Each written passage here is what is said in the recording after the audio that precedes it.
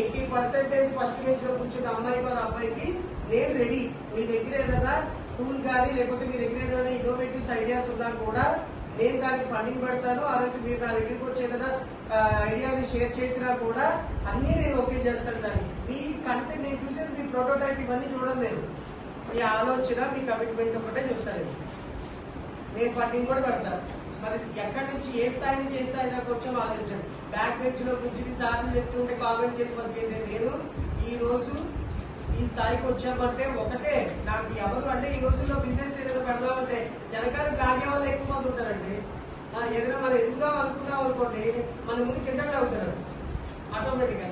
మేము చదువుకుని వచ్చినప్పుడు లేకపోతే మేము బయటకు వచ్చి ఏదైనా పీక్దాం అనుకున్నప్పుడు ఇలాంటి వాళ్ళు చాలా మంది ఎక్కువ అయిపోయారు మాకు. నేను అసలు ఎవరిని ఏమో అడగలేదు. నా ఓన్గా ఫెయిల్ ఆర్ సక్సెస్ ఏదైనా సరే నేనే టేస్ట్ చేస్తా.